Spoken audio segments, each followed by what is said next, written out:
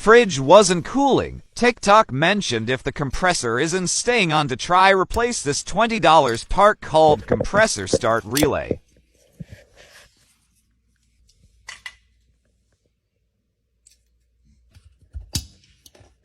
Moment of truth. It actually worked.